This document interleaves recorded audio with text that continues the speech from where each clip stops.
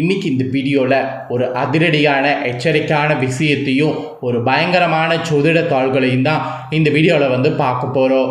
So என்ன பார்க்க போகிறோம் அப்படிங்கிறத இன்ட்ரோவில் சொல்கிறேன். என்ன பார்க்க போகிறோங்கிறத இன்ட்ரோவில் முதல்ல தெரிஞ்சுக்குங்க.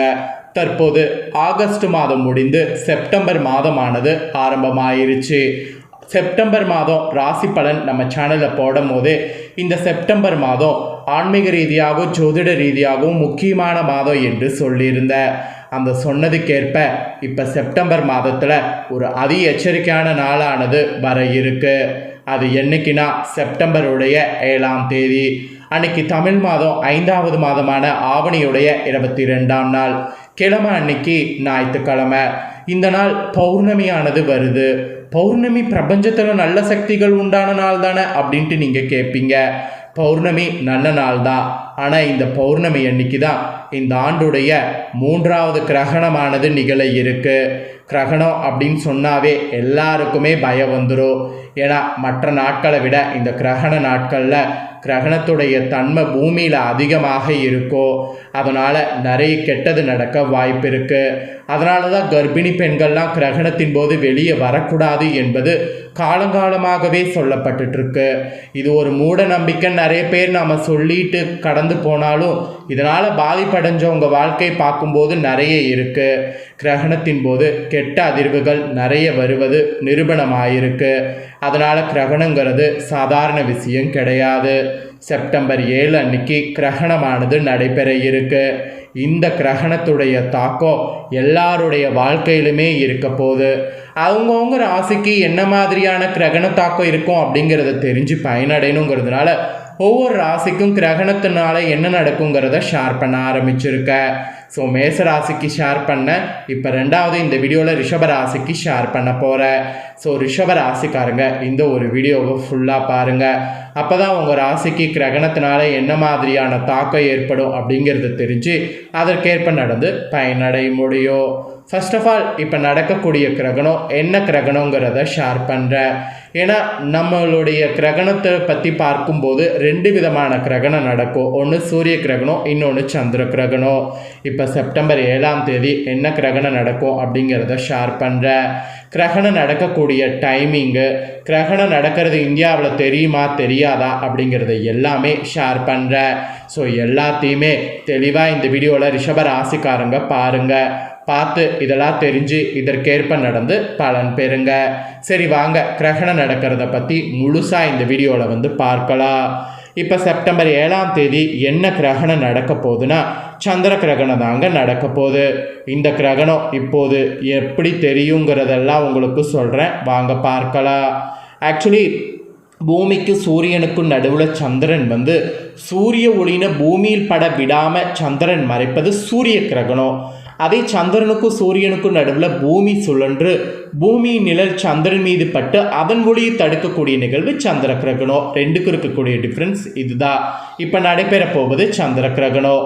அந்த வகையில் இந்த ஆண்டு கடந்த மார்ச் மாதம் ஏற்கனவே ஒரு சந்திர கிரகணம் நிகழ்ந்தது.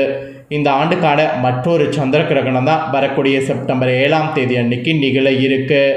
இந்த கிரகணம் இரத்த நிலவு, அதாவது பிளட் மூன் என்று அழைக்கப்படக்கூடிய சந்திர கிரகணம். இந்த கிரகணத்தை சென்னை போன்ற இந்திய நகரங்களில் வானியல் நிகழ்வை வெறும் கண்களால் பார்க்கலாம் என்பது வானியல் ஆய்வாளர்கள் தெரிவித்திருக்கிறாங்க. ஆக்சுவலி முழு நிலவு தெரியக்கூடிய அந்த பௌர்ணமி நாளில் சூரியன், பூமி மற்றும் சந்திரன் ஆகிய 3 ஒரே நேர்கோட்டில் நின்று இந்த சந்திர கிரகணமானது ஏற்பட போகுது. செப்டம்பர் 7ஆம் தேதி பிளட் மூன் என்று அழைக்கப்படக்கூடிய இந்த சந்திர கிரகணத்தை இந்தியாவில் மட்டும் இல்லாமல் ஆசியா, ஆஸ்திரேலியா, ஆப்பிரிக்கா, அப்புறம் ஐரோப்பா இந்த மாதிரி பகுதியை சேர்ந்த மக்கள்கள் கூட தெளிவாக காணலாம் என குறிப்பிடப்படுது. ஆக்சுவலி இந்த கிரகணம் சுமார் 82 நிமிடங்கள் நீடிக்கும். இது சமீபத்திய ஆண்டுகளில் மிக நீண்ட கிரகங்களில் ஒன்றாக இருக்கும் என்பது தெரியப்படுது. உலக மக்கள் தொகையில் கிட்டத்தட்ட 87% பேர் இதன் ஒரு பகுதியாவது நாம் பார்க்க முடியும் என்பது விஞ்ஞானிகளை தெரிவிக்கிறாங்க. சூரிய கிரகணம் போல் இல்லாமல் இந்த சந்திர கிரகணத்தை வெறும் கண்களால் தாராளமாக பார்க்கலாம். செப்டம்பர் 7ஆம் தேதி அன்னைக்கு இரவு 8:58 மணிக்கு தொடங்கக்கூடிய கிரகணம் 8ஆம் தேதி அதிகாலை 2:25 மணி வரை தெரியும். இதை எந்தவித கருவிகளும் இன்றி வெறும் கண்களில் பார்க்கலாம். குறிப்பாக நம்ம சென்னையில் உள்ளவர்கள் கிழக்கு நோக்கி வானத்தை பார்த்தாலே தெளிவாக இந்த சந்திர கிரகணத்தை பார்க்க முடியுமா. அடுத்த முழு சந்திர கிரகணம் 2026ஆம் ஆண்டு மார்ச் 3ஆம் தேதி தான் நிகழ இருக்கு. ஆனால் அதை சரியாக பார்க்க முடியாது. காரணம் என்னன்னா, ஒரு பகுதி மட்டுமே இந்தியாவில் தெரியும். ஏனென்றால் சந்திர கிரகணம் நிகழ்ந்து முடியக்கூடிய நேரத்தில் தான் நமக்கு சந்திரன் உதிக்கும். அதனால் பார்க்க முடியாது. இப்போ நடைபெறக்கூடிய சந்திர கிரகணத்தை பற்றி சொல்லிட்டேன். இப்போ சந்திர கிரகணம் நடக்கிறத தெரிஞ்சிருப்பீங்க. இப்போ இந்த கிரகணத்தினால உங்களோட ராசிக்கு என்ன தாக்கம் ஏற்படுங்கிறத உங்கள் நட்சத்திரத்துக்கு ஏற்ப ரிஷப ராசிக்கு ஷேர் பண்ணுறேன். ரிஷப ராசிக்காரங்க உங்கள் நட்சத்திரத்துக்கு ஏற்ப என்ன பலன் கிடைக்குங்கிறத தெளிவாக இந்த வீடியோவில் தெரிஞ்சுக்குங்க. உங்கள் நட்சத்திரத்துக்கு ஏற்ப கிரகண பலன்களை தெரிஞ்சுக்கிறதுக்கு முன்னாடி கிரகநிலை இந்த கிரகணத்தின் போது என்ன மாதிரி அமைகிறது அப்படிங்கிறத சொல்கிறேன். அதை முதல்ல தெரிஞ்சுக்குங்க. தனவாக்கு குடும்பஸ்தானத்தில் குரு, தைரிய வீரியஸ்தானத்தில் சுக்கிரன், சுகஸ்தானத்தில் சூரிய புதன் கேது, பஞ்சமஸ்தானத்தில் செவ்வாய், கலஸ்தரஸ்தானத்தில் சந்திரன், தொழில் ஸ்தானத்தில் சனி ராகு என கிரகங்கள் வள வரப்போகுது.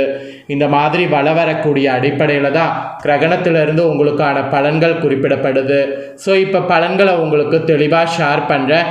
என்ன பலனை பெறுவீங்கிறத உங்கள் நட்சத்திரத்துக்கு ஏற்ப தெரிஞ்சுக்குங்க. ஃபர்ஸ்ட் ரிஷப ராசி கார்த்திகை 2, 3, 4 பாதங்களில் பிறந்தவங்களுக்கு சொல்லப்பட்டிருக்கு. சரி வாங்க, இந்த நட்சத்திரத்தில் பிறந்த ரிஷப ராசிக்கு என்ன சொல்லப்பட்டிருக்குங்கிறத பார்க்கலாம். இந்த கிரகணத்திலிருந்து கணவன் மனைவிக்கிடையே நெருக்கமானது அதிகரிக்கும். குடும்பத்தில் குதூகலம் உண்டாகும். வாகனம் வாங்கிறது அல்லது புதுப்பிக்கக்கூடிய பணியில் ஈடுபட்டிங்கன்னா சக்ஸஸ் ஆகும். பயணம் மூலம் சாதகமான பலன் கிடைக்கும். குடும்பத்தில் சுபகாரியங்கள் தடையே இல்லாமல் நடைபெறும். மாணவர்களுக்கு கூட வீண் அலைச்சல்கள் ஏற்படலாம். பாடங்களில் கவனம் செலுத்துவது குறையக்கூடும். அதனால் நன்கு படிப்பது நல்லது. பெற்றோர் ஆதரவு பெருகும். வெளிநாடு சம்பந்தமான படிப்புகளுக்கு உரிய முயற்சிகளை மேற்கொண்டிங்கன்னா நல்லது. ஸோ வெளிநாடு சம்பந்தமான படிப்புகளுக்கு உரிய முயற்சிகளை இந்த கிரகணத்திலிருந்து தாராளமாக எடுங்க. ஸோ ரிஷபராசி கார்த்திகை 2, 3, 4 பாதங்களில் பிறந்த நட்சத்திரக்காரங்களுக்கு இதுதான் நடக்கும் என்பது குறிப்பிடப்பட்டிருக்கு. அதாவது ரிஷபராசி இந்த நட்சத்திரத்தில் பிறந்தவங்களுக்கு இதுதான் பலன் என்பது குறிப்பிடப்பட்டிருக்கு. இதற்கேற்ப நடந்துக்குங்க.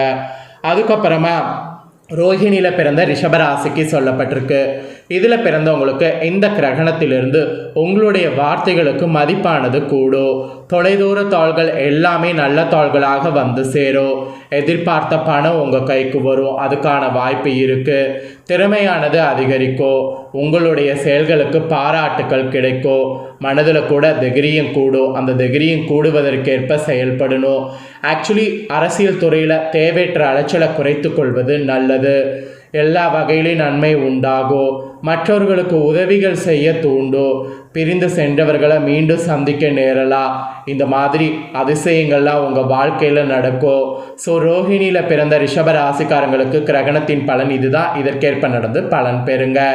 அப்புறம் மிருகசீரிட 1, 2 பாதங்களில் பிறந்த ரிஷப ராசிக்கு சொல்லப்பட்டிருக்கு. இதில் பிறந்தவங்களுக்கு இந்த கிரகணத்திலிருந்து செல்வ சேர்க்கை உண்டாகும். எந்த ஒரு வேலையும் மன திருப்தியோடு செய்யணும். புத்தி சாதுரியமும் வாக்குவன்மையும் அதிகரிக்கும். முக்கிய நபர்களுடைய அறிமுகம் கிடைக்கும். தனாதிபதி சுக்கிரன் சஞ்சாரத்தால் பணவரவு அதிகரிக்கும்.